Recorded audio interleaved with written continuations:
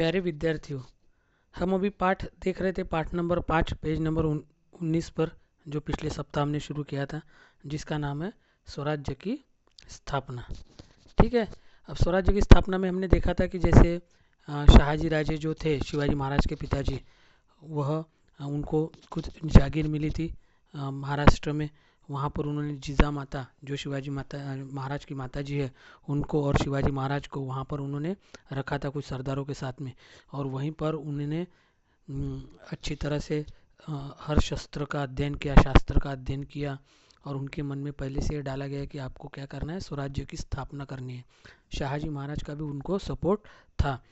तो जीजा माता ने शिवाजी महाराज को तैयार किया था कि गुलामी करने से अच्छा है कि खुद का स्वराज्य की स्थापना करनी चाहिए। और अपने कुछ दोस्तों के साथ में, उनके नाम भी मैंने आपको बताए थे पिछली वीडियो में, उन दोस्तों के साथ में जो कि आजू बाजू के प्रदेशों में रहते थे, उनके साथ में स्वराज्य स्थापना की शपथ ली, प्रतिज्ञा ली।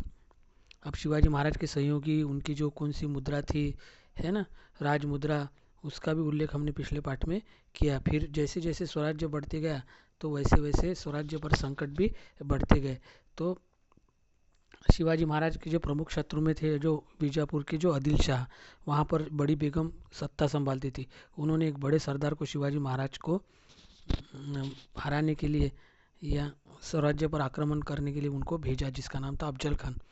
और अफजल खान की कैसे मुलाकात शिवाजी महाराज से हुई और कैसे उन्होंने शिवाजी महाराज को मारने का प्रयास किया, मगर शिवाजी महाराज चतुर थे, उन्होंने अफजल खान का वध किया और उसके बाद में उसकी सेना को भी हराया। तो यहाँ तक कि हमने पिछले पाठ में देखा था। तो अभी हमको देखना है कि आगे और स्वराज्य पर कौन सा संकट आया। अफजल खान के बहुत से अधिकारियों को शिवाजी महाराज ने बंदी बनाया, मगर उनके साथ में अच्छा व्यवहार किया। और अफजल खान को मारने के बाद में शिवाजी महाराज को बहुत बड़ा फायदा भी हुआ कि एक बहुत बड़ा आक्रमण, जो संकट था स्वराज्य पे आया था, उसको उन्होंने दूर किया था। और दूसरा संकट अभी फिर से स्वराज्य पर आया, जिसका उस संकट का नाम था सिद्दी जोहर। सिद्दी जोहर कौन था और उसने क्या किया, इसकी जानकारी अभी हम इस वीडियो में लेने वाले हैं। और पेज नंबर 22 पर दिया हुआ है, देखो, सिद्दी जोहर का आक्रमण। अफजल खान का दमन करने के पश्चात शिवाजी महाराज ने आदिल शाही के वसंतगढ़, पन्हाड़ा और खेलना किले जीत लिए और खेलना किले को विशालगढ़ नाम दिया। जैसे अफजल खान का वध हुआ और उनके सेना पर आक्रमण हुआ, और जैसे उनकी सेना, कुछ सेना को मारा गया, कुछ सेना को बंदी बनाया गया और कुछ सेना भाग गई अफजल खान की, यानी आदिल शाह की सेना, तो वैसे ही शिवाजी महाराज ने उनका पीछा करते हुए बहुत सारा प्रदेश आदिल शाह का अपने कब्जे में कर लिया, जिसमें उन्होंने बड़े 3 किले लिए, एक वसंतगढ़, एक पन्हाड़ा और एक खेलना किला है। और खेलना किले का नाम ही विशालगढ़ रख दिया गया। शिवाजी महाराज का बंदोबस्त करने के लिए आदिल शाह ने 1660 में कर्नूल प्रदेश का सरदार सिद्दी जोहर से शिवाजी महाराज पर आक्रमण करने के लिए, कर्नूल का एक सरदार था जिसका नाम था सिद्दी जोहर, और उसको आक्रमण करने के लिए उन्होंने भेजा। उसे सलाबत खान की उपाधि दी। सिद्दी जोहर की सहायता के लिए रुस्तम जमान, बाजी घोरपड़े और अफजल खान का बेटा फाजल खान भी थे। इस स्थिति में शिवाजी महाराज पन्हाड़ागढ़ में चले गए। सिद्दी की सेना ने लगभग 5 महीने पन्हाड़ागढ़ को घेरे रखा था। इस घेरे से निकलना शिवाजी महाराज के लिए कठिन हो गया था। शिवाजी महाराज जानबूझकर पन्हाड़ा किले में रुके। पन्हाड़ा किला जो है, ये पुणे से थोड़ा दूर है, कोल्हापुर के पास में ये पन्हाड़ा किला है। और वहाँ पर इसलिए रुके कि उसका स्वराज्य पर आक्रमण ना हो। वहाँ पर रुके तो स्वराज्य बच जाएगा और वहीं पर वो शिवाजी महाराज को घेर लेंगे। और पन्हाड़ा किला वैसे मजबूत था, तो कहीं ना कहीं वहाँ से अपन बाहर निकलेंगे, ऐसे शिवाजी महाराज की योजना थी। मगर उसने कम से कम 5 महीने पन्हाड़ा को घेर रखा था। इस घेरे से निकलना शिवाजी महाराज के लिए कठिन हो गया था। नेताजी पालकर, जो कि शिवाजी महाराज के पहले सेनापति थे, नेताजी पालकर ने बाहर से सिद्दी की सेना पर आक्रमण कर इस घेरे को हटाने का प्रयास किया, परंतु उसकी सेना बहुत कम थी, इसलिए इसका प्रयास सफल नहीं हुआ। सिद्दी घेरा हटाएगा ऐसे आसार दिखाई नहीं दे रहे थे। अतः शिवाजी महाराज ने सिद्दी से बातचीत प्रारंभ की। इससे पन्हाड़ागढ़ का घेरा ढीला पड़ गया। शिवाजी महाराज ने बातचीत करना शुरू कर दिया। अब उनको लगा अभी शिवाजी महाराज शरण आने वाले हैं, इसलिए वो भी थोड़ा सा उन्होंने क्या किया कि उसकी तरफ ढिलाई दी, और वो उस गढ़ का जो घेरा था, घेरा यानी जैसे आजू बाजू में पूरे किले के आजू बाजू में सैनिक खड़े रहते, यानी किले के अंदर से बाहर कोई जा नहीं सकता और बाहर से अंदर कोई जा नहीं सकता, घेरा ढीला पड़ गया। तो शिवाजी महाराज ने इस स्थिति का लाभ प्राप्त हुआ। इस स्थिति में गढ़ का शिवाकाशिद नाम का एक पराक्रमी युवक आगे बढ़ गया। वह युवक शिवाजी महाराज जैसा दिखाई देता था। उसने शिवाजी महाराज जैसी वेशभूषा धारण की और पालकी में बैठ गया। यह पालकी राजदिंडे दरवाजे से बाहर निकल गई। सिद्धि की सेना ने इस पालकी को पकड़ लिया। यह घड़ी सबसे संकट की थी। शिवाकाशिद ने स्वराज्य के लिए अपने प्राणों का बलिदान किया, और इसी बीच शिवाजी महाराज दूसरे दुर्गम रास्ते से गढ़ के बाहर निकल गए। यानी उन्होंने उनके शक्ल के जैसा दिखने वाला एक शिवाकाशिद था, उसको अलग रास्ते से भेजा। और आदिल शाह या सिद्दी जोहर के सैनिकों को लगा कि शिवाजी महाराज उधर से भाग रहे, और उस पालकी का पीछा किया, और तब तक वो पकड़ में आ जाए तब तक शिवाजी महाराज दूसरी ओर से कुछ सैनिकों को लेकर निकल गए। उनके साथ में थे बाजी प्रभु देशपांडे और बांदल देशमुख सहित कुछ चुनिंदा सैनिक थे। शिवाजी महाराज पन्नाड़ा के घेरे से निकलकर विशालगढ़ की ओर बढ़े।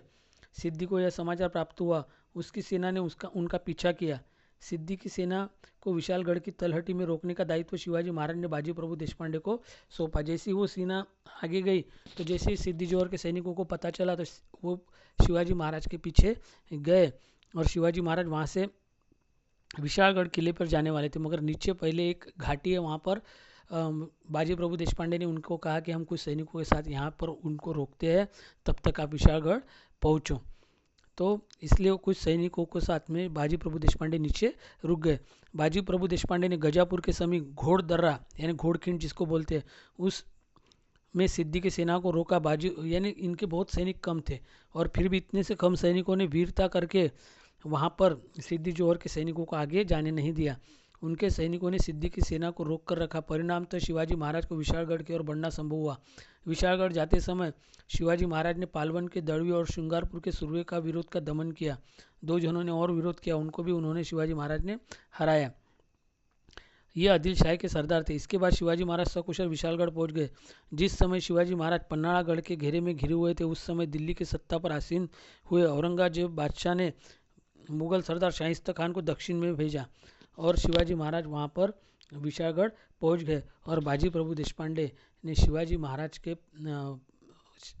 सुरक्षित किले पर पहुँचे, इसलिए वहाँ पर अपने प्राणों का बलिदान दिया। और उसी समय जब शिवाजी महाराज पन्नागढ़ पर थे, तभी मुगल ने बहुत शाहिस्ता खान, उनका जो मामा था, उनको बहुत बड़े सैनिक लेकर शिवाजी महाराज पर प्रदेश पर आक्रमण करने के लिए भेजा था।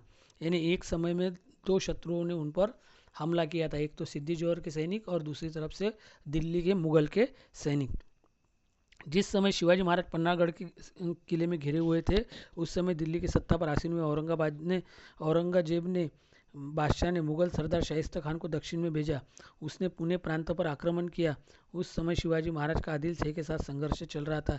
इस स्थिति में दो शत्रुओं के साथ एक ही समय युद्ध करना उचित नहीं होगा, यह शिवाजी महाराज के ध्यान में आता। विशालगढ़ पर सकुशल पहुंचने के बाद उन्होंने आदिल शाह के साथ संधि कर ली, और इस संधि के अनुसार उन्हें पन्नाड़ा किला लौटाना पड़ा। यहाँ शिवाजी महाराज की स्वराज्य स्थापना का और एक चरण पूर्ण हुआ, और उनको लगा अभी एक साथ हम दो जगह नहीं लड़ सकते, और पन्नाड़गढ़ से तो वो निकल ही चुके थे, तो उन्होंने आदिल शाह के साथ में तह कर लिया और पन्नाड़ा किला उनको वापस दे दिया। तो और यहाँ पर अभी शाहिस्ता खान को कैसे निपटा जाए, ऐसी योजना पूरी उनकी शुरू हो गई। तो यह पार्ट यहाँ पर पूर्ण होता है, स्वराज्य की स्थापना। इसमें की कुछ एक्सरसाइज है, तो ये वीडियो आप बार बार देखो, नहीं समझ में आया पाठ पढ़ो, और अगले गूगल मीट में हम इसमें का जो स्वाध्याय है ये पूरा करेंगे, जितना आता जब तक आप उसको कर लो। जैसे कि समूह में संगति न रखने वाला शब्द पुणे, सुपे, चाकण, बंगलुरु। अब इसमें से बंगलुरु अलग होगा, क्योंकि पुणे, सुपे और चाकण ये महाराष्ट्र में जो प्रांत थे, जो शाहजी महाराज को जागीर में मिले थे, वो थे। और बंगलुरु भी मिला था, मगर वो बंगलुरु महाराष्ट्र में नहीं है, कर्नाटक में है, इसलिए बंगलुरु अलग आएगा। ठीक है। उसके बाद में फलटन के जादव, जावड़ी के मोरे, मुधोल के घोरपड़े और सावंतवाड़ी के सावंत। अब इसमें कौन से नहीं है ये आपको ढूंढना है, ये पाठ पढ़ना पड़ेगा। तोरना, मुरुम देव, सिंहगढ़, सिंधुदुर्ग, इसमें से कौन सा नहीं है। जैसे कि सिंधुदुर्ग किला जो है ये समुद्र में बनाया हुआ किला है, सागरी किला बोलते हैं इसको। तोरना, मुरुमदे और सिंहगढ़ ये किले जमीन पर बनाए हुए हैं, तो ये सिंधुदुर्ग आएगा अलग, है ना। और लेखन करो, वीर माता जीजाबाई द्वारा शिवाजी महाराज को दिए गए संस्कार लिखो। ये पाठ पढ़ेंगे तो पूरा आएगा, नहीं तो अपन है ही करने वाले, ठीक है ना। शिवाजी महाराज के स्वराज्य की स्थापना का प्रारंभ मावल क्षेत्र से किया, उसके कारण लिखना है। शिवाजी महाराज के साथी और सहयोगियों की सूची बनाओ, ये भी दिया हुआ है किताब में। किताब पढ़ो तो ये उत्तर आएंगे, ये पूरे करो इसको, ठीक है। शाहजी राजे को स्वराज्य का संकल्पक क्यों कहते हैं, इसकी भी जानकारी लिखना है। शिवाजी महाराज ने नौसेना निर्माण की ओर ध्यान क्यों दिया। शिवाजी महाराज ने आदिल शाह के साथ संधि क्यों की। तो ये पूरे ये करना है, ठीक है। और इस उपक्रम को इसको पूरा करो। अगले इसमें हम देखेंगे छठवां पाठ मुगलों के साथ संघर्ष, ठीक है। धन्यवाद।